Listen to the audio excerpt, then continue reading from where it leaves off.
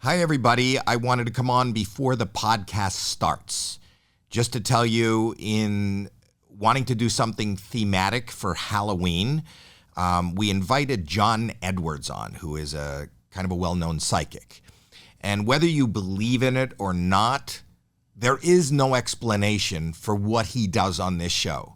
At a certain point in the show, he is connecting, he tells us, with the other side and spewing information that he would have no other access to but from the other side. In order to verify that on the screen, we give you the real information. So you're going to have to read it and you're going to have to watch it and then decide for yourself whether this is real. We'll talk to him about his origin, how he found out he had this power, and how this power works.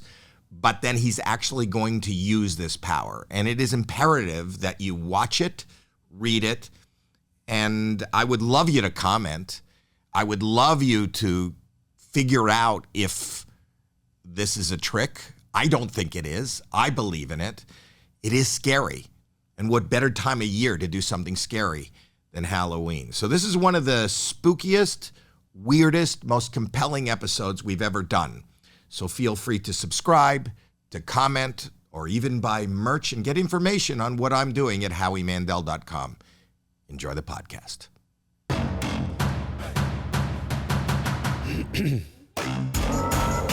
Welcome to Howie Mandel Does Stuff. I'm Howie Mandel. I'm Jacqueline Schultz. Okay, my daughter.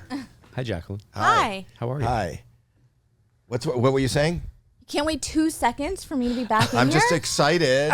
John Edwards is here. John Edwards, psychic, medium, father, traveler, entrepreneur, writer, author. Yep. What else can I add? I feel like writer and author are similar things. Well, you can write. What I was talking, they can be. He writes things down, and then sometimes I'm enjoying this dynamic. I wish my daughter was here right now. This is actually fun to watch. Oh, yes. His daughter, by the way. Oh, God. 16. And wait, successful. you have fun? You have fun hanging out with her? I love hanging out with my daughter. Does she like hanging out with you? She loves hanging out with me. Wow. I think, you know what? I think if you knew that your dad had a connection to the other side, you would enjoy me more. Would I? I don't know. No, I enjoy you now. I enjoy you now. I'm just saying when I was 16, did not enjoy him at all. Well, I'll tell you what she enjoys. She enjoys correcting me. Yes. She enjoys, wait, let me rephrase that. Educating me. Well, you Correcting's a harsh word. Well, you admit when you're wrong. Sure. Okay. Well, then that's why. But there's got to be backup. Like, there's got to be backup to the reasoning. Like, it can't just be like something that's just a new phase that's happening on the internet. His daughter, Olivia, is a success in her own right. She's an actress. Oh, really? I didn't know that. She's on a series. Isn't she on a series? She just wrapped up. She was on a series called Better Things. So she did that. She kind of grew up on the show, and she was like doing acting stuff. That's one of the things I get in trouble for, because when I talk about her, I'll say she's an actual actress. As opposed to what? Exactly. I don't know why I would do that. And then she finally called me out and said, because most of the people you talk to are dead. So when actual just means they're doing whatever they're doing in this realm. Living actress. She's a living actress. I think because I literally will say to people, this person's very dramatic. They're like an actress in my description of a personality. Yeah. So I have to qualify now. Like, I don't mean like my normal frame of reference. I mean like that's her job. Like, this is what she does. And you have a son? I do. And what does he do? He is about ready to embark on medical school in a month. Wow. So he wants to keep people away from talking to you. As best as he possibly can. As best as he possibly can. So I don't know why. I don't think there's anybody out here who has not heard your name and know what you do. I'll start with this: being a parent. Being a parent, you know, when you have little kids, I don't want to overstep my ground, but you know, a lot of them are afraid of ghosts. And to talk specifically, my daughter here, Jacqueline, is I do believe in the ability to communicate with the other side. I believe that this is not it. So she's got the freak gene. I think she does, but she fights it. Okay. And right?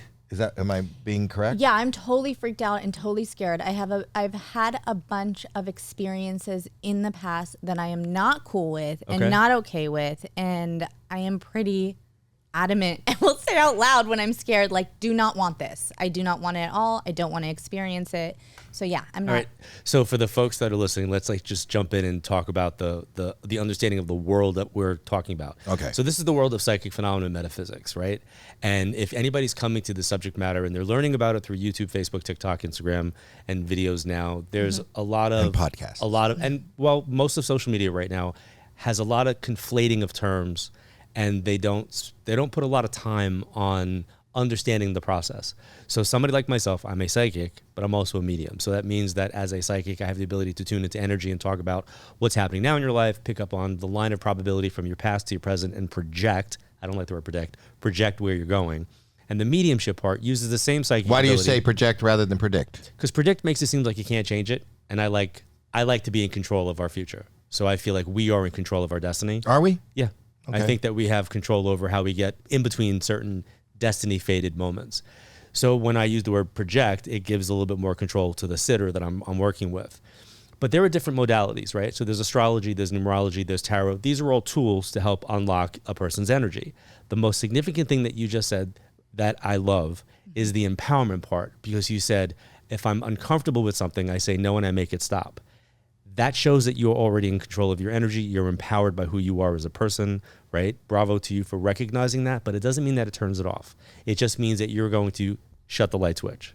You can always turn the light switch back on, and with understanding and knowledge comes the ability to be empowered by it, not fear-based. Now I have to ask you, what's your sign? Sagittarius. Okay.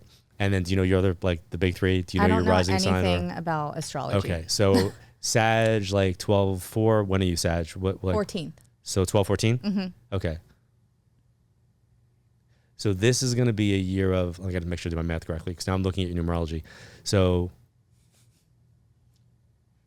I don't know if she wants to be read. Go ahead. So just energetically, that tells me that you're in a year of massive transformation. And when you hit December, things will balance out more. You'll probably have more of a 2024 might look a little bit more in control and calm for you than 2023. Big thumbs up. So, but if you are the person that you sound like you are, right, in just the 5 seconds that I've met you, and that's not me reading you, that's me just looking at your numbers. Because as you just pointed out, I don't know if she wants to be read, and that's a really good point, because it's really important to make sure that you never enter someone's vibration without their permission. But knowing that we're having this conversation, I wanted to know if you were coming from a place of being a Pisces, because sometimes people who are Piscean, they're so psychic and they're so open that sometimes they become fear-based about the subject matter.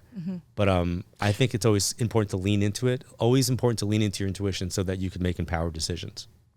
But the truth is, when you don't, fear is a reaction to ignorance. It's not knowing, right? If you don't know about something, then the knee-jerk reaction is you're afraid of it. You're right? Or you can poo-poo it. Some people will just come at me. Like, I would like to just say, for those that don't know me from some of the shows or books that I might have written, you definitely know me from a show that you probably have watched, and that would be South Park, where I hold the title of the biggest douche in the universe. Right. So as the ability to hold that moniker, I was like, wow, I had to do something right somewhere in order to get my entire episode. But what that does is that brings more people to me who would never know who I am. Then they learn about the subject matter. But sometimes fear comes and brings about a place of ignorance, right? Or fear brings protection. So I think that sometimes we look at motivations, and one of the things that I'll say is that we could be motivated by love, or we can be motivated by fear. And it's okay to motivate a child by fear if the stove's hot and we don't want them to touch it. We want them to be fearful of getting burnt, or fearful of making certain decisions, running into a street, being aware that, there's dangers that are there. We want to educate them in any way we possibly can to help them, but not create fear. And I always tease my grandma's long gone, but I always go back to this. You don't stop talking to her. No, I don't. She had 11 kids. 11 kids, grew up in Brooklyn, and they moved out to Long Island. And her thing was she wanted to make sure that none of her kids would ever drown, because she had a fear of the water. So she made sure that none of them learned how to swim. Isn't that how you drown? Well, she imparted into them a fear of the water. So Okay. therefore they wouldn't want to go near the water. So they wouldn't want to put themselves in that. So she did the protecting thing. I'm going to keep them away from it, right? So insert anything else in there and you can have a conversation or a debate about it, right? But I remember saying to her, but grandma, like, what about your grandkids? Like, if I fell into the water, my mother wouldn't be able to save me. And that's why my mom came from a place of empowerment and love and sent me for swimming lessons to make sure that what she couldn't do, I did. So I think we always look at the circumstance of when it comes to fear and love and could it be a motivator. But when you're getting insights or impressions universally and you don't understand them, then you're the first half of the kid in the sixth sense, where you're interpreting something and you might be interpreting incorrectly. And anybody that develops their intuition or has a high sensitivity and they start getting these like psychic hits, they're always bad.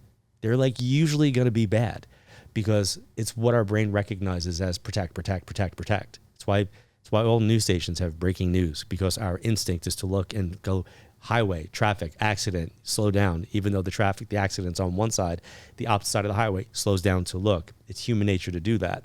So when we look at our energetic nature, it's the same. So as long as we become knowledgeable and we become aware, then we become informed. But isn't it normal, listen, that you're talking about having psychic ability or this energy, you're talking about connecting with death. Mm-hmm. Is death, are you afraid of dying? No. No. Are you afraid of somebody you love dying? No. No. So you don't have, we were talking right at the beginning of your children, you said your grandmother was so afraid of drowning or losing. So her fear was, don't you as a parent, aren't you worried about your child even driving and then you want to stay up and make sure that they get home and lock? Of course, but that's not a fear of death. What is it a fear of? A fear of harm. There's a fear of harm. So the concern is I don't want them to be harmed. I want them to be informed and drive safely. I don't want them to be harmed. I don't want them to be hurt. And of course, if anything happened to someone that I care for or I love, I would grieve. But that doesn't. Why are you grieving if you believe that they're still there? Because it's the loss of the physicality of it. In 1996, my grandmother passed, and she was like my second mom. My mom passed when I was 19. So my grandmother hung out a few years after that. And I remember standing on the Church of St. Rocco's Church in Long Island, and I was a hot mess in the church. Like, I was really, really emotional. And I am unapologetically, like, I was that emotional. And one of my cousins, who is now also passed, said to me on the church in the hopes of trying to make it light, he was like, don't you know she's okay? And I went, I do know she's okay. And I go, and I do know that she's with, my mom, and I do know that she's with family that's there. I go, but the only person that was ever going to love me unconditionally just died. I said, and I'm mourning that. I'm mourning the loss of that. And my grandma's been gone since 1996. My mom's been gone since 1989. You come to my events when I'm doing them, you will hear them. I keep them very much present. I keep them very much present. No, I get it. You'd be sad if you love somebody and this is the person that you cared for or that cares for you, and then they just get up one day and move to Florida. Correct. Or if you love eating candy, cake, and sugar, and you find out you're diabetic and you can't have that any longer, you still have a reflection of, I loved eating that, but now I can't really have that. But it's still there. But it's still there, but you can't have it. But you can talk to your cookies. But you can't have it in the same way, right? So you have that passion for something, but you can't have it in the same way. So how did you, as a parent, well, I read about how you came to this. You didn't come to this as a believer. No. And No. It wasn't, do you know how he came to it? No. You were read, right? Yeah. And a medium told you this is what you should do. And you thought it was bullshit. I did. My mom's side of the family used to have psychics come to my grandmother's house all the time. And my dad was a New York City police officer and a career military guy. And the rule was, make sure that my son is not around that ish. And I was like, I didn't know that. So at 13, when I separated from my dad and mom, they split, we moved into my grandmother's house. And then I found out that was his rule, and I laughed. I was like, not a problem. I have no interest in it. So then my mom had a reading with a woman in Manhattan who was a very prestigious psychic in her own rank. And she didn't do what would be considered house parties, which is like take out Tupperware, bring in psychic. Yeah. And she agreed to do that if she could meet me. So like there was this very weird moment when my mom came home and said, August, whatever, you know, you're going to be here. And I went, where am I going? I was 15. I'll go, well, where am I going to be? And she said, well, this woman, Lydia Clar, is coming and she wants to meet you. And I was like, who's Lydia Clar? And she said, oh, she's a psychic. And I remember I was like, why does the psychic want to meet me? Like that was like never had happened before. And she said she agreed to come to the house and she never does that. So I took her up on the opportunity, but her one caveat was that she wanted to meet you. And I was like, so I'm like bait, like I'm the bait to get her here. And my mom laughed and she goes, she's really, really good. And I laughed and I was like, okay. And then I forgot about it. And then she reminded me like, hey, make sure that you're here on whatever the date was. And then the woman came and I met her and she was a lovely lady. And she kind of like, you know, I guess she looked psychic the way she like, you know, the way she looked for me. And she read, I want to say she read like 17 people that day. Yeah, she read a lot of people. There was a lot of people that my mom got to come to have these like little mini readings. And I think she had read about 7 people. And then my grandmother had come down from the room crying. And that pissed me off because I was like, that's my grandma. Like, I'm like, what did this woman say to you to make you upset? And she said, I'm not crying because I'm sad. I'm crying because I'm happy. I didn't really care. My grandmother was crying. Like, what did the stranger say to my grandmother in her house? That's disrespectful and rude. So she told my grandmother that her husband was standing next to her and gave her all these messages from my deceased grandfather, who I did not know. And one of the things was he got his name, how he passed, a whole bunch of things. And then I said to my grandmother, I go, Grandma. She said his name was Tony, and his name was Anthony. So I go, Grandma, you were introduced to her as Mrs. Esposito. You don't get more Italian than Esposito. It's like Smith in Italy, right? I'm like, I don't think it's a big stretch that somewhere there's going to be a Tony in the Esposito family. Yeah. And without skipping a beat, my grandmother looked at me and said, if you don't believe that the grandfather that you don't know loved me more than life itself and is still with me, sounds like a you issue. Like that's your problem. She goes, how would that woman know that he was buried with a mandolin? I didn't know he was buried with a mandolin. And I was like, why was he buried with a mandolin? Apparently he used to play the mandolin. So I didn't even know that. So then I didn't take that at face value. I went back to the list of people that Lydia read before my grandmother to see which person on that list she could have extrapolated that information from and then give it to the old lady in the house. None of the people that went before my grandmother were family. Like none of them would know that. So I was like, how the hell would she know that? So then I said, well, my mom knows her. Maybe my mom told her. Maybe that came up in my mom's conversation. Like, so I'm always logical. I'm always looking for the logic of it. And then that's what got me to go for a reading. I wanted to prove to my family that she wouldn't be able to read me and she wasn't going to be able to get anything out of me. So my intention was I would sit opposite her and I would just do the following. For those that are just listening, he's not doing anything. Exactly. Straight face, like Yeah. I'm going to give her nothing. Yeah. And then I sat with her and she took my high school ring at the time and she kind of like put it to her forehead, looked down and never looked at me and then just started talking. And that put me on my path. She was spot on. What did she say? What did she say to you? She told me that I had this is where it gets a little weird. She told me I had highly evolved beings of white and gold light and they were ready to work with me and that I was going to change the way millions of people looked at her field. I was 15. She could have. So you were a non-believer. So this seemed like This seemed like she said she landed her spaceship in the backyard and she'd take me for a spin when we were done. So she told you had this power. Mm-hmm. This is the path you were gonna. From that reading to when did you have an experience? So from that reading, which by the way, she ended it with stuff that was like accurate, but I didn't know how accurate it was for about a week. She gave me outcomes to circumstances that nobody in my family knew about. And they played out in a way that made me go, holy crap, this is uncomfortable. And I say uncomfortable because I didn't see it as cool. I saw it as a violation. Oh, that's how you feel, right? Mm-hmm. I saw it as a violation. And I was like, oh, I don't like this. I'm like, this woman walked around my life and then knew stuff. And then wait a minute, she had insights about what was going to happen with these people. Don't like this. So it wasn't like, oh, I'm so psychic, let me go learn about it. It was more like, I feel like I got energetically robbed and I want to put a security system in. Is this possible? And that sent me to the public library. And that's where my life really started to change, because in 1985, there were no New Age books or psychic books. It was under the occult section. So I would sit on the floor of the public library, and I was embarrassed to check the books out because it had the word occult. I didn't know what that meant, which just means hidden, secret, arcane knowledge, right? But back then it sounded like cult. So I sat and read every day as much as I could after like high school. And I learned that there were people writing books in the 30s, 40s, 50s, and 60s. There were folks like Carl Jung and some of the, the forefathers of the United States that were Masons, who all have had metaphysical belief systems.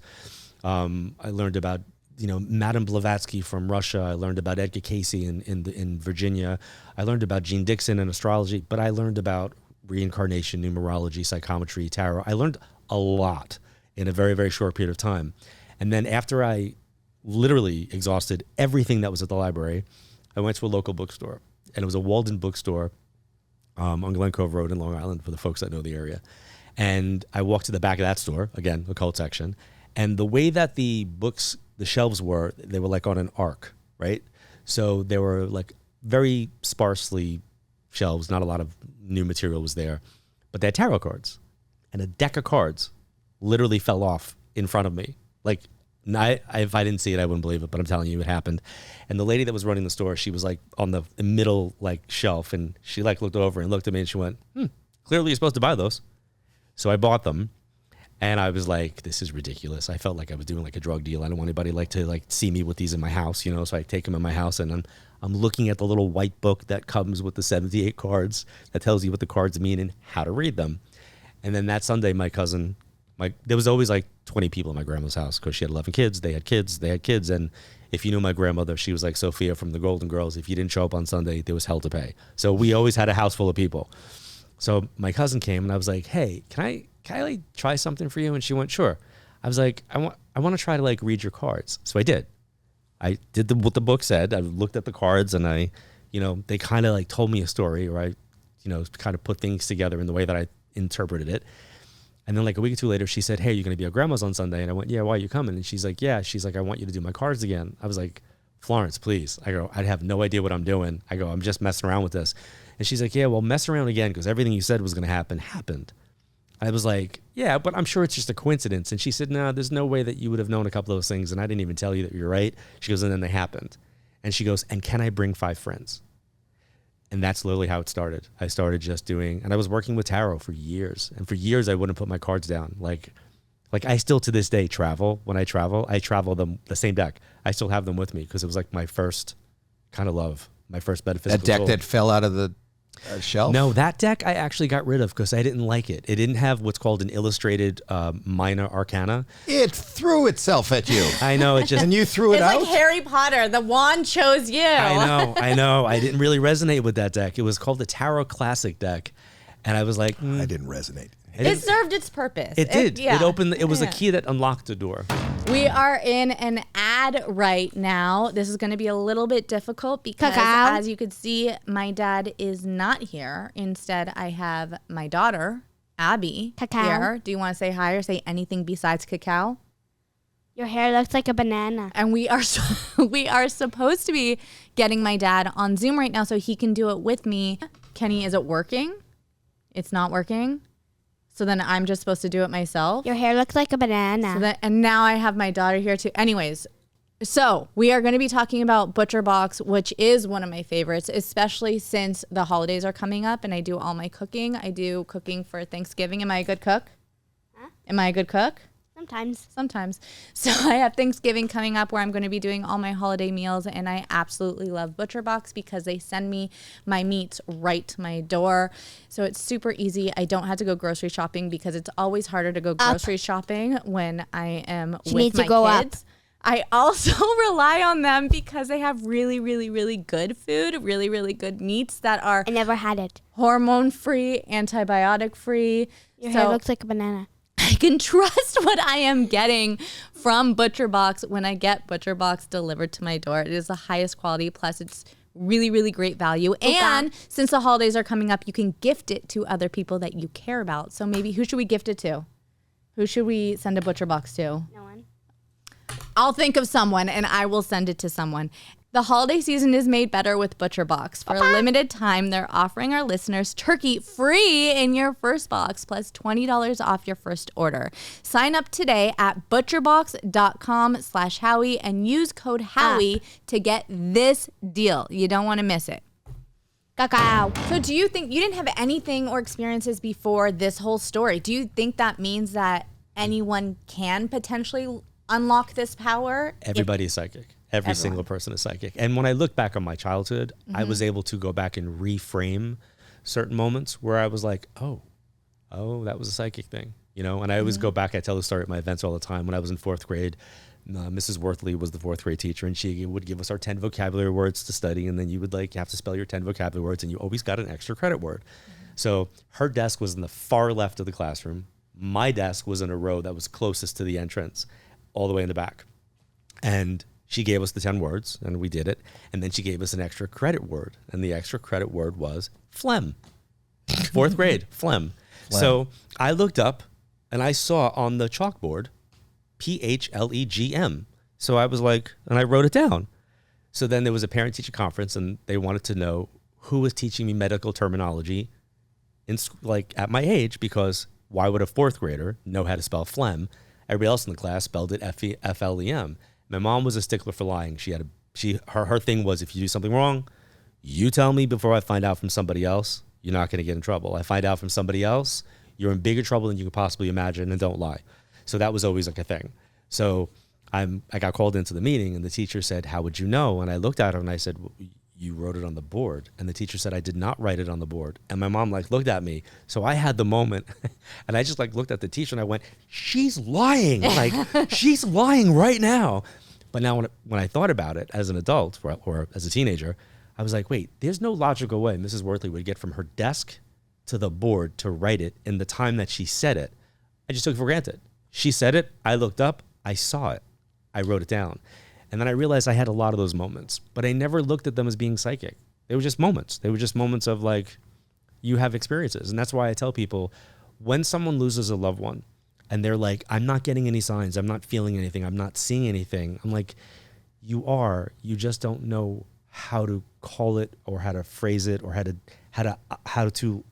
dissect it from the mess of everything else that's happening amongst the grief. When you have this, first of all, I totally believe you and respect what you do, but I do know that in your line of work or your talent, it's kind of easy for people to take advantage and shake it, and it's easy to prey on people who, they just want to hear, they want to make it. So it's really hard to kind of filter out what is real and what is not real. And I would imagine that you spend a good part of your career defending or proving. No. Never defending, always explaining. So one of the things that when I do my events, I do a lot of my events are classrooms for me. They're not performances or shows. They're classrooms for the people that are put in front of me. And I take that as a real serious opportunity of why are these people being put in front of me and what are they supposed to get from me today? And every event's different. I could do 5 events in the same city. Always different, because the people come with different losses. They come with different needs. They come with different questions. So I remember being in one city somewhere here in the States, and I picked a woman all the way to the left for a question. And I said, you have a question? And she said, actually, no, I have a statement. And you always brace yourself when someone says they have a statement, because that can go south really, really quick. I know. So I just was like, okay, what's your statement? And she goes, you sound like you belong more to the skeptical society than to the psychic community. And I lost it. I cracked up laughing. And I was like, that is a really nice compliment. I go, thank you for saying that. I go, what are you basing that on? And she said, well, I'm watching you read. She goes, I came here. She goes, I am a skeptic. She goes, so I was dragged here. She goes, and I'm watching you read, and people are saying yes to you. Right. And you're going, no, that's not it. It's this. She's like, I counted 17 times where you could have been right. She goes, but instead you were like, no, it's this. And on 3 of these occasions, you left them not validated. I said, because I have to be accurate, not right. And that was probably one of the greatest inspirational messages I was given from a mentor named Sandy Anastasi when I started. And that was, you don't always have to be right, but you have to strive to be accurate. Do you have control over this? Like, I would imagine just... To a degree.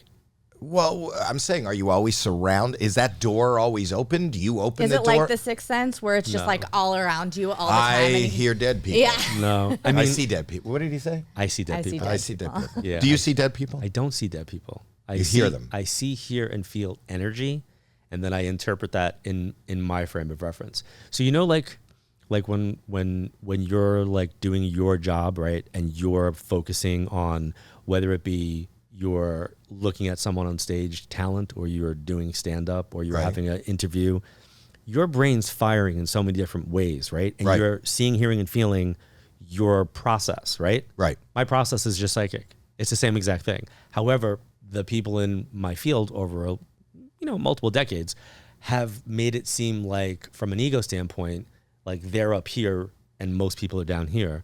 And I'm the opposite. I'm like, we're all the same. I've just worked really, really hard. I equate this to like fitness. If you ever see somebody who's really in shape, right? Like they're very muscular, they've got abs. Like me. Right? Like just like you, right? My question's always like, what do you eat? Like, that is always my first thought. Like, do you ever have a cookie? Like, is there a cupcake in your diet? Like, how often does pizza happen, right? There's questions that are natural about the achievement that someone has in that way. They're athletic. They put a lot of time into that. That didn't just happen, right? They work at that. So somebody like myself, we're like spiritual athletes. We work at it in the sense of we have to be in tune. So we're like a piano or an instrument. We show up, and then whoever's going to come through basically picks up that guitar, sits at that piano, and plays what they're going to play. So in my interpretation of what you just said is, it isn't a door. Like, if I wanted to get in the shape, I'd have to go to the gym and work out and get myself in the shape. You'd have to work out. You have to make that decision that right now I want to do my psychic workout. You would say, I'm going to work on my energy. And why would that be important? Well, it's probably the most important. What, do you work on your energy without somebody there? Yeah.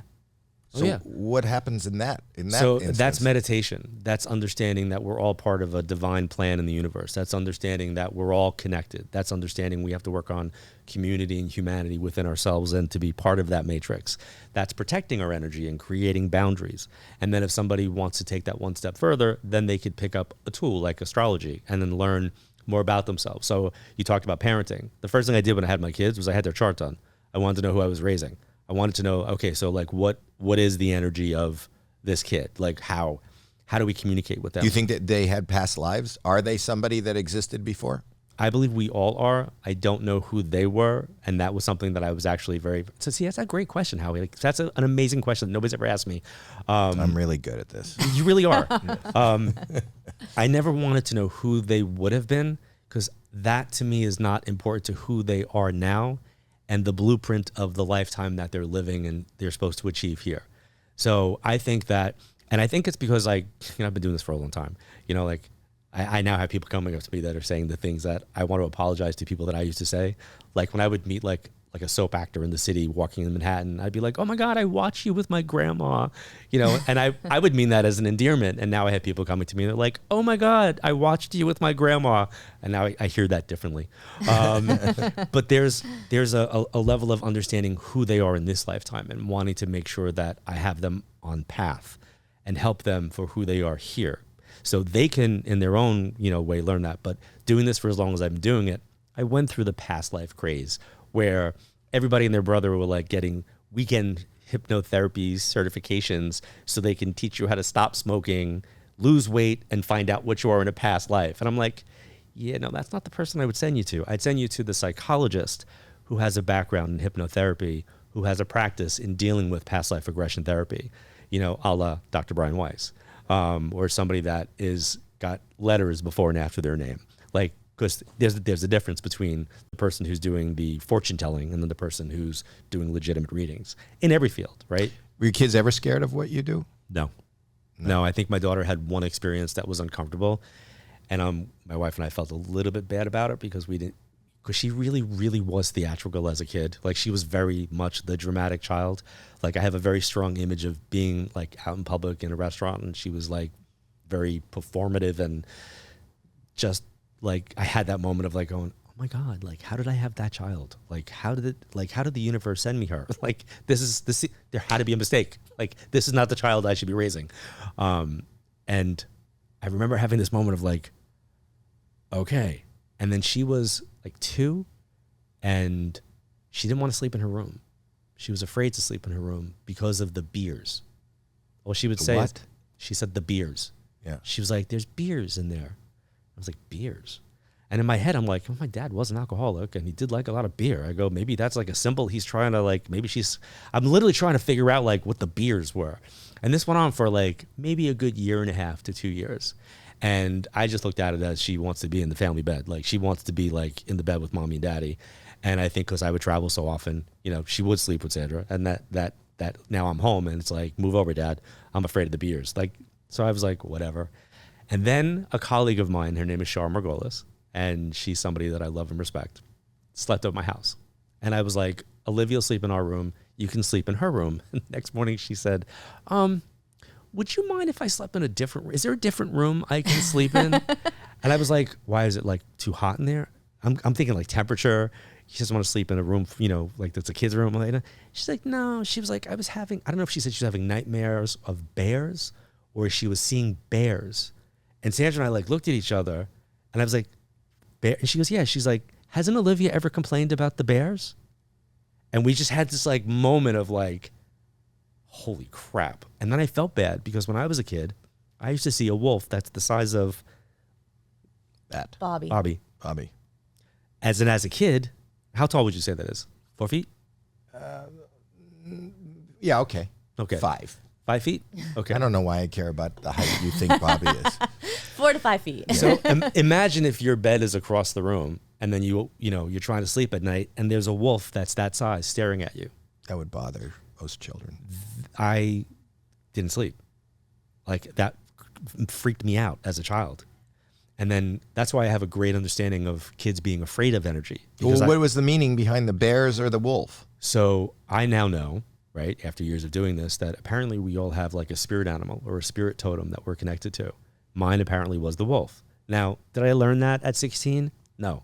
I learned that close to 30 when I was doing a book signing and a shaman came to my event and I was sitting at a desk like this and he walked up to me, hands me the book, and he looks to my left and smiles. There's nothing here. Like there's nothing visibly to me that I can see. Smiles, and then he looks back at me and like nods. And I went, what? And he goes, I see you walk with the wolf in this life. And I can't explain it. I kind of became like a 5-year-old in front of this man because nobody believed me. My mother didn't believe me. My father didn't believe me. Nobody believed me. They all thought I wanted to get in their bed too. Like that I didn't want to sleep in my big boy bed. And I was like, no, I loved my room. I loved my space. I just didn't love that there was a wolf in my room because he was the villain of all the stories as a kid. The big bad wolf was going to eat you. 3 little pigs, like right. That we had a similar story. You had a similar story. Not with a wolf. No, to the bears. The man with the beard. Oh yeah, but it wasn't an animal. I didn't have a spirit animal, but we ended up moving, right? Mm-hmm. Because of the man. I had a similar story where she kept crying about a man with a beard, and then one of the ladies that helped us take care of her ended up sleeping in that room and said, "Did you ever see the man with the beard?" And you were like, "I'm out." Yeah. And then we were at another place, and there was a picture, and she started screaming, "That's the man! That's the man!" There was a picture of a man with a beard, and so I sold the house. So I do have full respect and belief in. I have a question. Okay. How are you able to focus it on one person when you say you have like a lot of people that come to see you, and there's a whole audience, and then you're speaking to one person, or I see even on TikTok mediums right. that will bring someone on and then they're reading them, and in the comments they're like, I think you're talking about me. I think you're how do you know it's that one person and not anyone else? So if I stand in front of an audience mm-hmm. and you say, read this person, I had this happen on Dr. Phil, mm-hmm. which was not fun. It's actually the last time I was on Dr. Phil. They asked me when I came on, they said, let me ask you a question first. So if I stand in front of an audience full of people, whoever's going to come through is going to come through. I can't just go to that one person as much as I want to. If I'm doing a private reading, I could. If I'm doing a radio show, I could, because now I'm listening to that person's energy. If I'm doing a Skype thing. So I just did a radio show. I did like one of the top radio shows in South Africa, in Cape Town. And the guy said to me, my producer made a mistake. He said, we don't have people lined up for you to read. They invited them into the studio. How do you want to do this? And I laughed and I said, it's not a matter of how I want to do this. I go, it's a matter of how they are going to come through. And he goes, no. He goes, we'll pull them in one by one. And I said, no, you've invited a group of people together, which means you invited a group of their energies that come with them to come in. I go, we're going to have to go with whoever wants to come through first. He goes, well, how do we know that? I go, you'll know by the information. And sure enough, that's what happened. You know, I brought up information. One of the people understood it. They came from like a studio just like that, came in, I read for her. She couldn't understand, you know, I read for her as long as I could. And then more information came through that she wasn't able to resonate with. And I looked through the glass and I went, the person that's got the blah, blah, blah, is that for you? She nodded. They brought her into the studio. And then one by one, it became like a game of tag. And then by the time they were mostly standing there, I read everybody except for one of the people that was there. I got nothing on him. Now, I didn't tell him that there was nobody around him. I just felt like he needed to be part of that process to learn. So the people that come to an event, the ones that get read become the teaching syllabus for the class that's there. I believe that the event is more for the people who are not read than for the people who are read. Because the moment you become read, you're now subjective to who did or did not come through. But if you're not read, then you're objective to the entirety of the process. But if it's TikTok, the same thing. You know, if I'm reading in the comments, which is really, really hard because there could be like 3,000 people on TikTok that are doing that, I'll say I'm with like, you know, Fluffy Cat 97, only Fluffy Cat 97, can you answer this? And then everybody else that holds their comments, or you can pull somebody up on the queue. Mm-hmm. And it's one of the reasons why I am on evolveplus.tv now. I have like a channel on there. We'll put that on so people go, how does this work? So what do you do? Whether it's on, you know, Facebook or I don't do You have an app, right? Yeah, I have a channel on an app called evolveplus.tv. So if people go to evolveplus.tv, okay, you'll see the John Edward channel. And if you don't have to write that down fast, that's going to be in our descriptions. So they'll go, okay, so they go there. And there's different channels. So there's a channel called The Orbit. And in that channel, there's astrologers and numerologists. There's a podcast. My daughter, the actress, Olivia, hosts a podcast with an astrologer there called The Rising Gems. And every week they do the weekly weather. There's a weekly weather thing that's on the app that gives just people weather? The cosmic weather. Oh. The astrological weather, I should say. Oh, I didn't know. So not like is it raining? It's going to rain for Sagittarian? The thing that was telling me that my year is shit and it'll be better next year. Not shit. Okay. Transformational. Okay. Okay. Lots of change. Yeah. That's almost halfway through. Yeah. You're halfway through. Yeah. That's good. Yeah. Okay. So but what do you do on it? What do I do on it? So Yeah. I host a show called Evolve with John Edward, and on that show, I have a co-host, and my co-host is my cousin Katrina, and she's been working with me since she's 13 years old. Loved her storm. Oh my God. And that's Sorry. that's too soon. That's pretty much what she says too. She goes, Katrina, like the hurricane. Yeah. So and you host a show, and what do people do? The people that are members of the channel and on the app, they get a chance to be read, ask their questions, and then I go live. I do live streams there, where I would do it on TikTok. So sometimes the live streams are just me answering questions and comments and reading for people in the comments, and sometimes it's me pulling people up, and they're actually on camera with me. Wow.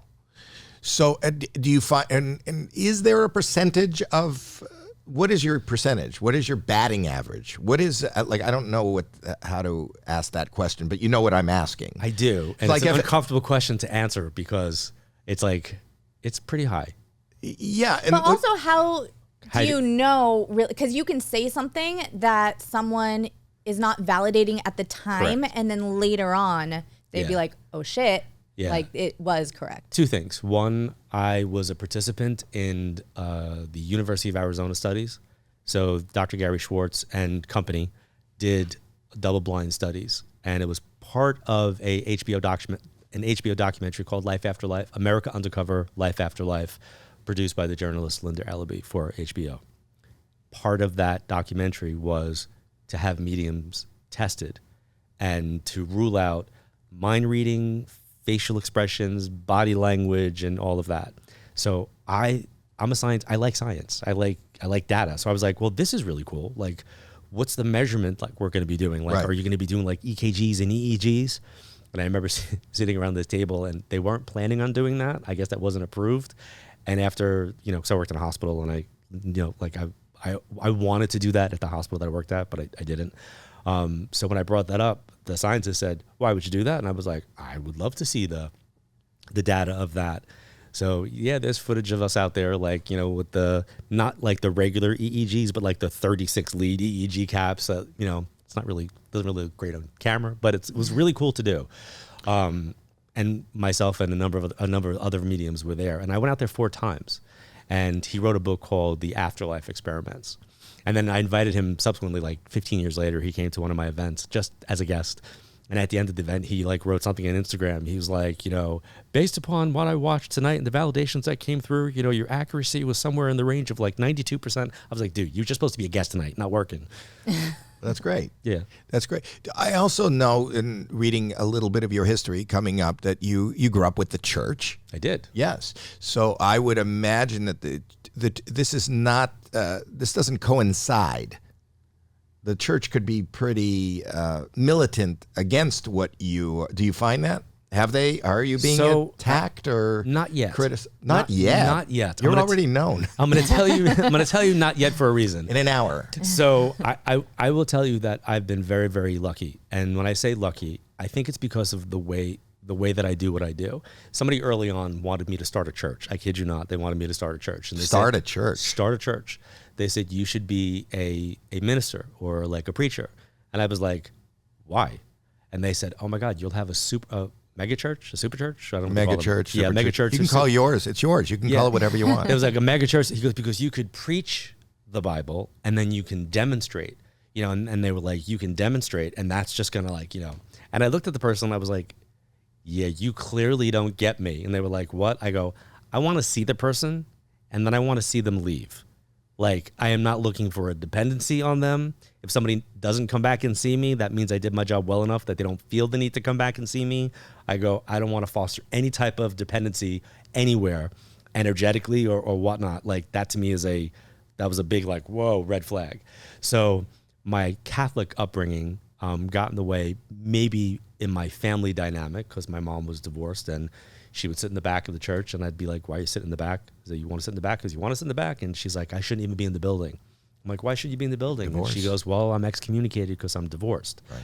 And I was like, that's like just man-made silliness, right? And she was like, well, it is what it is. And I come from the Catholic background that if you missed Mass and you did not go to confession, you could not receive the host on Sunday.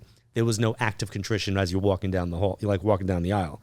So it was a pretty serious, like, my grandma took me to church every day until I was in first grade. So the church and the Catholic religion, the dogmatic belief system was very much a part of my upbringing. And then I kind of felt like I was also, just by nature of what I chose, excommunicated. It never affected my faith, but it did affect the rules. So I'm a rule. I was like, these are the rules. Okay. And then I had a nun come to me. She was my 2:00 appointment, and she showed up in full-on habit. And I thought she was collecting for a charity or something. And I said, can I help you? And she said, you can if you're John. I said, I am John. I go, how can I help you? And she said, I'm your 2:00. And I remember thinking, oh, okay, come in. So she comes in. I bring her in the room that I'm reading in. I wasn't married yet. I sat her down and I ran into the other room and I called my wife, now my girlfriend, now wife, at work. And I was like, Sandra, there is a nun here. And she's like, okay. She's like, why is she there? And I go, for a reading. She's like my 2:00 appointment. And she goes, so then go read her. And I was like, yeah, but like, I'm like completely distracted right now. And she goes, why, is she topless? And I was like, no, she's not topless. I go, she's like full on in her habit and the whole wimple thing. She's like, John, I am at work. Go do your job.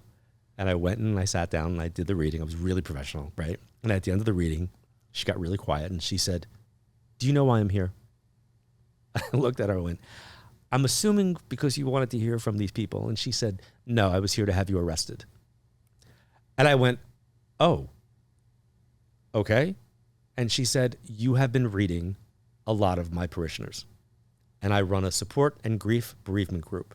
She goes, and your name keeps coming up over and they're passing it around. She said, and I needed to make sure that you weren't taking advantage of them. And I went, okay. And I'm looking at her like, I don't know which way this is going, because she was very nunnish. And I said to her, I said, well, how's my day looking? You know, I tried to crack a joke, and she said, it's very clear that God gives people gifts. She goes, and you have one. And it's very clear that you're using it to help people in the right way. And I was like, well, thank you. I said, I do the best I can. And then she says, she goes, how much is this or whatever? And I was like, oh no, this is nothing. And she was like, that was the right answer. And then she proceeded to tell me that I would be working with her and I would be supporting her in her grief group at the convent that she worked at. And I did that for years after that. And then my day ended with a priest. Same day. That's so bizarre. And that's such a dichotomy between what you do and what is kind of, I don't know, I'm a Jew, but you know, what I would think that the Catholic Church. But I feel like I felt like, you know, I said to the priest at the end of the day, I go, who by the way is still a very good friend of mine. I was like, why do you think on the same day, like a nun and a priest were sent to me? He goes, because you were adrift at sea and you were lost. So we were sent in universally. He goes, you would say the universe, I would say Jesus, call it what you like. You needed help. Here we are. And I thought that was a cool thing. Are you religious now? I have a very strong faith. I'm more spiritual. And I tell people that faith is free, religion they make you pay for. So you're not affiliated with a specific parish? No. I still consider myself Catholic. My kids went to a Catholic school. I feel like they had to, learn the language that I speak. But I say it openly. If my wife was Jewish and she was more into Judaism, they would be raised with that faith, because I feel like you need to have a language. So you have not been attacked by people from the church? I mean, not really. I was told by three separate people that I was on a Vatican watch list for a while. And I thought that was a joke until I found out that it really wasn't a joke. That it was actually, apparently that was a thing. And I was like, why am I on a Vatican watch list? And they said, well, you have a globally syndicated show. You wrote a book on the rosary. Yeah, you're on the Vatican watch list. I was like, oh. I was like, and it's like, what, priest sniper? Like, what does that mean? Like, what does that look like? And I guess I was just... Well, they're watching. Yeah, I guess they wanted to know, is this somebody we have to look out for? The reason why I said not yet is that I have a very, very big concern about the evangelical Christian movement that's happening now within the world, and specifically in the States. Because number 4 on their target list behind the LGBTQIA, agenda is this type of work. So... Really? Oh, yeah.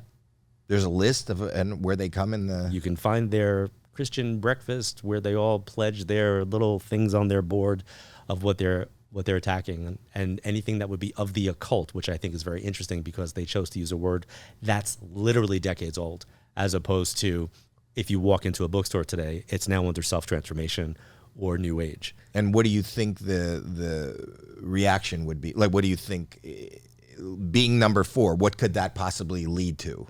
Well, I think it was really, really scary because my cousin's gay, and Right. she is married to a woman, Right. and was very concerned about certain things in the last decade of how things would shift.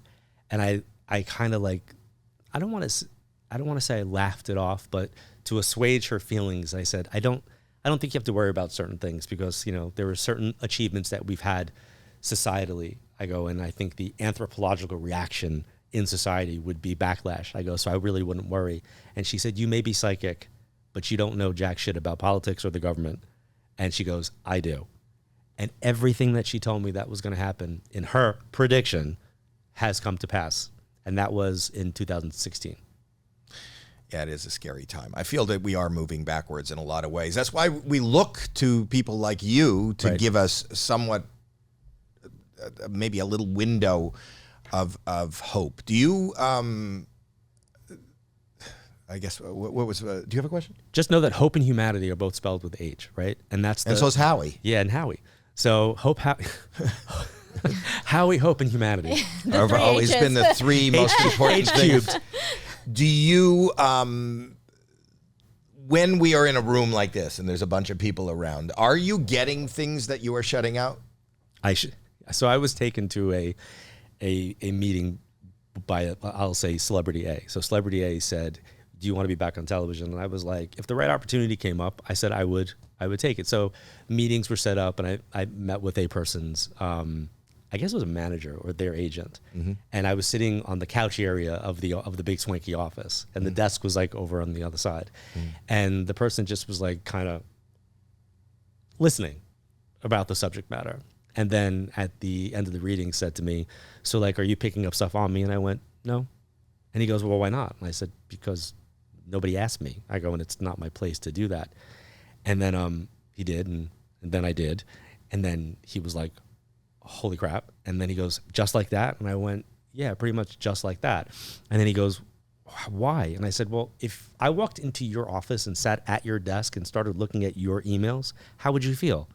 He goes, oh, that would be a violation. I went, exactly. That would be a violation. So for me, I don't ever violate someone's energy unless they have a specific question or there's something that they want me to answer for them or to dive deeper. So if we asked you to do a reading, and there's no pressure, you can say no. Can I bring somebody in and you could do a reading? And just because I'm fascinated, I was a fan of your show and watched it all the time. But again, it's going to be like what you said. There's a bunch of people in here, so once you open that door, anyone or anything or any energy could come in, right? Right. So if I said to you that there was somebody here who overdosed, yeah, you'd have to then say, what's the person that I'm connected to that overdosed that I would see like a friend? Yeah. Like that's how I would see it as. Yeah. But what if I just brought somebody in and sat them down? Is that a thing to do? You could sit them over there, away from me. I don't like people next to me when I read them. Like on the other side of the glass? Or where do you want them? I don't need to see them. You can put them through the headset if you had it. Okay, let's put Jan on a headset. All right, we're back. We're here again with another ad. My daughter, Abby, is still here. My dad, apparently, Kenny, is still not here, or he is here, but we just can't hear. What's going on with the Zoom? Not working still. Oh, okay. All right. Well, figure it out, I guess, for next time. I don't know. But you know what is here that I do love is my liquid IV. And if you ask her, you know I don't like water. I don't drink water, No, right? you hate water. I hate water. But with liquid IV, I actually do love water, and I actually get the hydration. And it is great because there's these little sticks, and they're convenient, and they fit in your purse or they fit in your pocket. So you could use them no matter what. And I've been exercising more, so I need to hydrate more. I've been going on my hot girl walks. Do you go on the hot girl walks with me? No, but you don't. I do go on hot girl walks. While you're at school, I go on hot girl walks all the time. Maybe they're not hot girl, but I go on walks all the time. And I exercise, and I need my extra hydration, and that is why I use liquid IV. And these are some of my favorite flavors, and I love the sugar-free ones. I have the apple, I have the grape, I have other ones at home too. The peach is one of my favorites. I actually like all of them, but these are some of my favorites. Anyways, you should... You like banana? No. Okay, I didn't think so. You're just saying words. Beluga. So Liquid IV has 3 times the electrolytes of leading sports drinks, and there's no artificial sweeteners and 0 sugars, as you can see on the packaging. And you should get your own Liquid IV. Grab your Liquid IV hydration multiplier sugar-free in bulk nationwide at Costco, or you could get 20% off when you go to liquidiv.com and use code Howie at checkout. That's 20% off anything you order when you shop Better Hydration today using code Howie at liquidiv.com. That's liquidiv.com. All right. Can we go back now? Yeah. So for the people that are listening, the way that this works for me is whatever I see, hear, or feel, I say, and then it's interpreted in my frame of reference. So however I see it, I kind of like put it that way. I'll talk about people being above, to the side, and below. Above just means older. Below just means younger, and to the side would be a contemporary. We know that. Okay, but that's how I see it. Names, initials come through. Here's what I can't tell. I can't always tell if somebody's living or past. Okay. Because for them, they're just still living. They're just in a body or not in a body. Right. But where I started is exactly what I was getting. That's why I put that out there. I really was getting that somebody passed for an overdose. So someone's actions had to cause their passing in some way. So something that they did would have brought about how they transitioned. So I don't know if that's for somebody here, but there's somebody who has that. Think like a contemporary, like somebody lost their cousin, somebody lost their sibling, somebody lost the friend that way. Okay, me. Okay. And then are you a mom now? Yeah. Okay. Twice? Yeah. You miscarried one? Yeah. And you have a dog that passed? Yeah. The dog always comes through. So I just need you to know that the energies that we have bonds of love or connections with are very much still, that's there. Yeah. So this is the part where I always feel like a little bit uncomfortable because of dynamics and people listening. Yeah. So on Zoom, I would be texting to you right now in a chat room. We can edit. Okay. Okay. Maybe. Is there a way that nobody else in this room could hear me? Nobody else out there? Yeah. No. Okay. Full on permission, I could say what I'm getting? You don't want it. Does she not want to hear it? She wants to hear it, but not like. Do you want to hear it? Yes or no? Okay. You want... Okay. Why don't you Wait, tell? like I wouldn't want to hear it, No, or no, I wouldn't want other people to hear that. it? Okay. That. I'll come over to you. I like to just be private. Move the mic and tell her. No, I'm going to type it.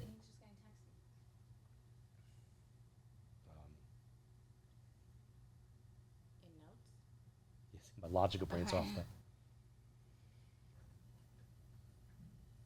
just remember with that. Okay. Woo! You getting anything from over there? That apply that to other areas though. Okay. Okay. Okay. I know that symbol. So Okay. Not saying that that's a thing, but I want you to remember what I wrote. Okay. Okay. Got it. Where's Jimmy or James? I don't know. Who connected to you as the J? Out there. I don't have my glasses on. You said you don't want to see her. You know? Oh, do you have a J that's out there? Yeah. That's the person that sat down. Okay. So, Well, wait. Go ahead. Keep going. but the J's living? Yeah. Well, and also passed. Oh, I'm Jay. I'm Jackie. No, but I know you introduced me as Yeah. Jacqueline. No, the one who passed. Is Jay? Yes. Yeah. Yeah. But through that room. Yes. Okay. So the J that's passed through that room wants to be acknowledged. The month of October or the 10th of a month is going to have some type of meaning, birthday or anniversary. So there's some reference to that. And then I want to talk about a middle name with an M, or there's a name that's got like an MR. So think like Maurice. Who is that? Morris. She Joe said. Morris was his name. Okay. So the middle name is Morris? Yeah. Okay. So would I see that as being like a dad? Is there a connection to a Yes. father figure for that? Yes. Yeah. Okay. So I feel like if the J connection is the person, then that J's also passed. Yes. Yeah. Okay. Oh, I just caught up with what you just said. So he is Joe Morris. Yeah. Yes. So it's not two separate people. It's the same person. Yes. Right. Ding, ding, ding. So you're watching the light bulb go off in my head as I'm doing this. I don't know if there are twins in that family, but they're showing me the sign of Gemini. So the sign of Gemini is the sign of the twin, and that would be like late May, June. She's She's Gemini. Gemini. Gemini. Okay. So this would be Dad's way then of acknowledging his presence. I don't know if he had sepsis or if somebody had some type of like multi-organ system shutdown, but there's a feeling of a multi-organ system shutdown that I'm supposed to highlight. And they're showing me pink roses. When I say pink roses, that's their way of expressing love. But I feel like there's something that was done with them or given, or there's some type of symbol of that. Like, you know, I have them, we painted them. There's something about that. One of the things that I'm also feeling is that I want to go out of the state that I'm in. So I want to go to the East Coast. So I don't know if there's anybody on the East Coast or there's a connection to the East Coast, but there's a reference to the East Coast specifically showing me Harvard and Massachusetts. So I don't know if there's a conversation about Boston or there's a conversation about that, but I need to bring that up. And then I feel like I'm supposed to also highlight that there's is mom still living? Is there a mom still living? Yes. I want to say hi to the mom. So hi to mom. So Joe's saying hi to mom. Happy birthday this week. So happy birthday now. Somebody's got a birthday now in the family, or there's something celebratory that I'm supposed to talk My about. brother. Yeah, his son. Okay. And then I think there's 4 kids in that family, or somebody's one of 4? 3 kids. 4. 3. There's 4 kids. So mom might have miscarried. She doesn't I know. don't know. Yeah, there's a reference to that. I don't know if dad's recently passed, but my feeling is that somebody's gone not too long ago. Yes. Yes, that's true. I don't know if can you hear me? Yeah. What's she saying? Okay. Yes, he passed away a month ago. Oh, that's definitely recent. Okay, so he's definitely seeing this as a way of coming in. Was there an issue about the shoes that you were wearing today, or am I supposed to bring up your shoes? Oh, that's funny. I almost didn't wear these shoes because I didn't think they'd be safe to walk in because I just had eye surgery. Okay, because I feel like I'm supposed to say that I was with you when you were having the conversation about whether or not you should wear the shoes, and then there's talk about knocking down a wall or taking a wall down. Yeah, it could be. So I don't mean like metaphorical walls, like somebody's boundaries, like knocking down the emotional wall. I mean like a wall, yeah. like an actual wall. Yeah, like an actual wall in my mom's house needs to be taken down, and my mom needs to move out while it's being done. Okay, so this would be his way of saying he sees what's taking place. He's telling me he's met up with, this is kind of weird because you're sitting in front of me, Howard. Who's Howard?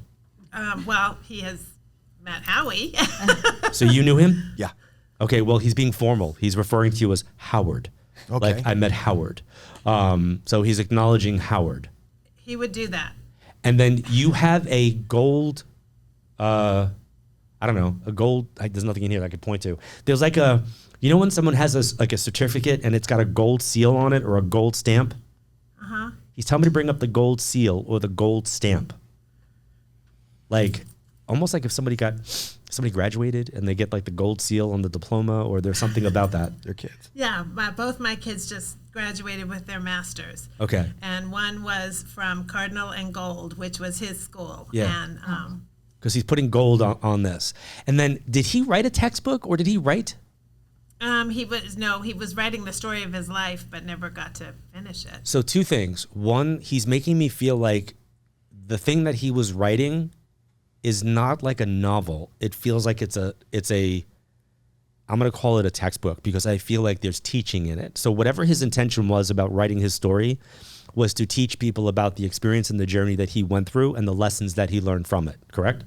Yes. Okay. And then you know that, and again, we are not live, right? No. Okay. Was there money embezzled from him? Not directly, but it kind of is now from people that are working with him. I'm going to tell you that the feeling he's giving me is that monies that would have been part of his family plot, his family pot, his bank vault, whatever that is, was mismanaged or utilized in an improper way. Yeah. And he did not do anything to protect it. He's taking the responsibility for it. Yeah, that makes sense. He's also telling me that you're not crazy. You actually did smell him, like you smelled him. And that's called clairalience, is when you get that smell. And I think it happened in the car. So I think you were like by yourself and you got like a whiff of something. And I'm supposed to say like, I was with you when you did this. I don't recall that. Yeah, he's making me feel like I am getting like a smell of a person's scent. And the reason why I'm saying that is I used to tease my mom that she smelled like baby vitamins sometimes. Right. So I don't know, whatever it is that she took, and I'd be like, you smell like baby vitamins. So weird that you would bring that up now because I am absolutely sure that Jackie farted a minute ago. I was just going to say that. I was just going to make that joke. You are amazing. I think you're smelling my fart. No, I don't think it's that. I think it's her dad, and I think he wants me to acknowledge the scent or the smell. So if you did not have this in your own personal space, then tell your mom he was there when she smelled the shirt, the pillow, the something that would have. No, it's definitely it's an inhale of smelling something. Is Steven your brother? Yeah. Yes.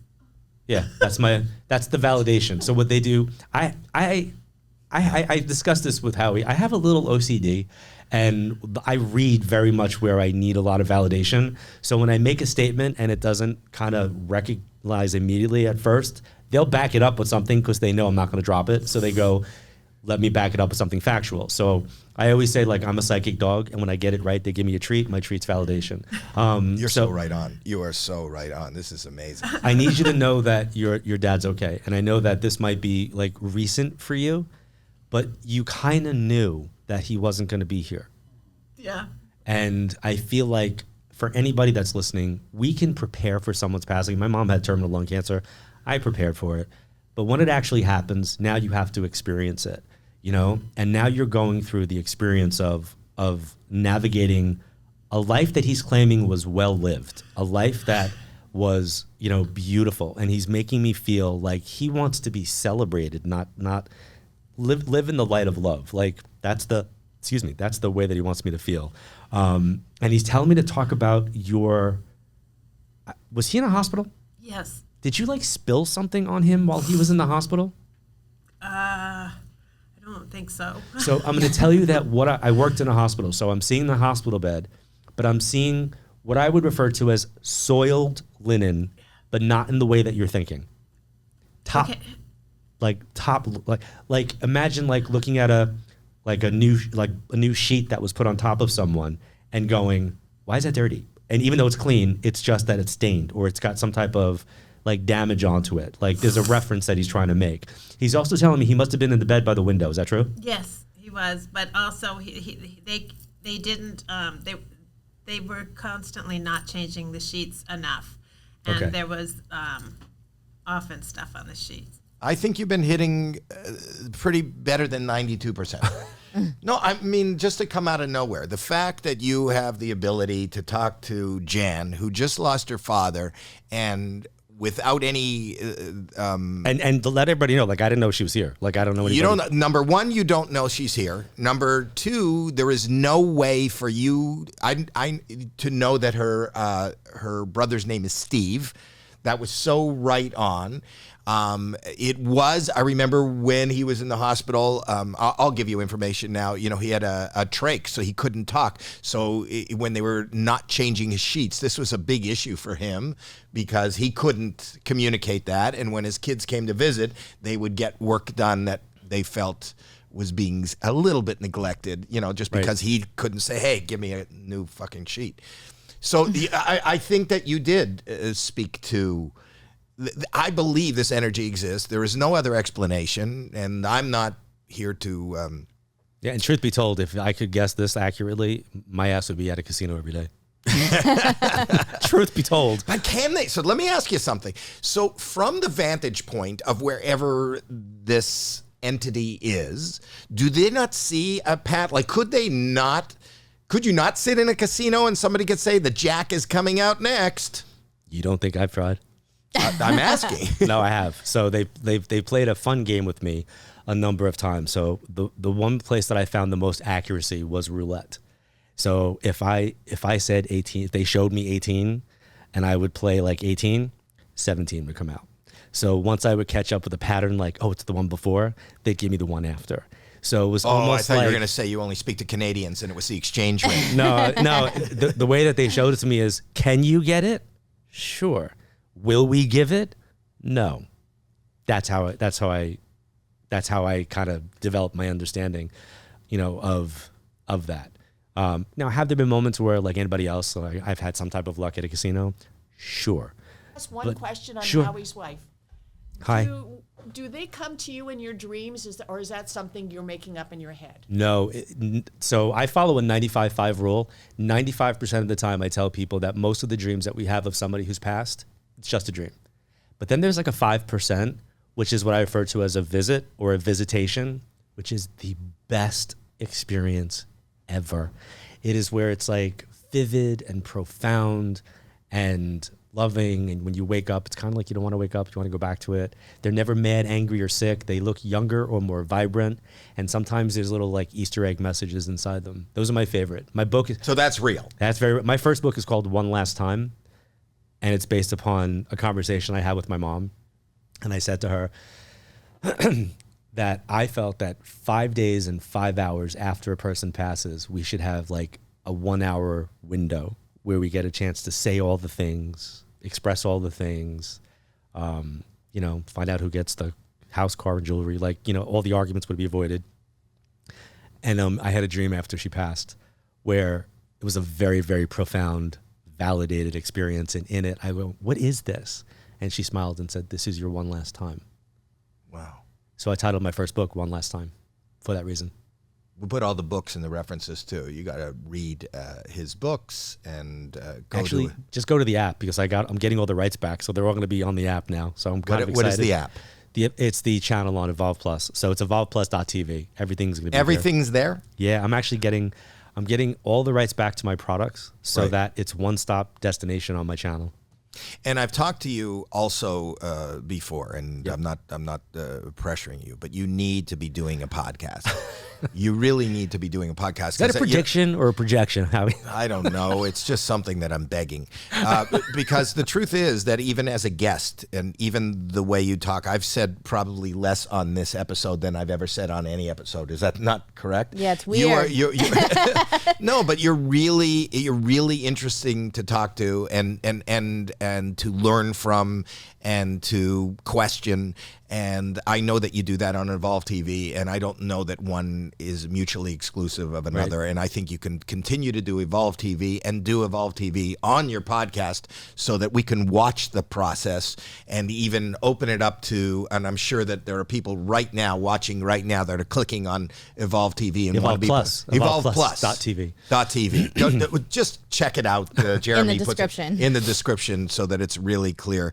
You seem to be a really good person too, you're very smart, and you're a great guest, and I can't thank you enough for showing up, and I wish you nothing but the best for you and your family and whatever it is you want to continue to do and whatever path you're on. I know it's the right and good path.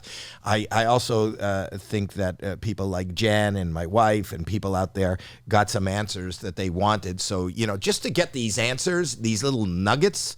Yeah, I think people tell you this time and time again, but these little moments of just, even if you're listening and watching and you got nothing for it, but to validate that there is something else, changes somebody's perspective, changes their life, changes their path.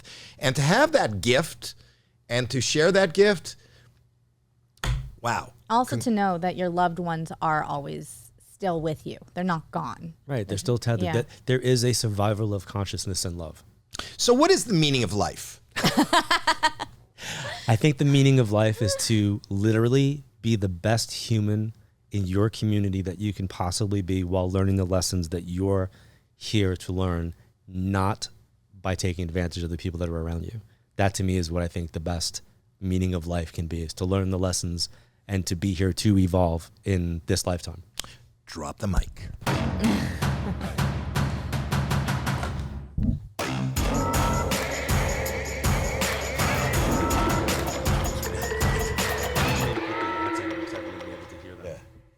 That was good. Oh, wow.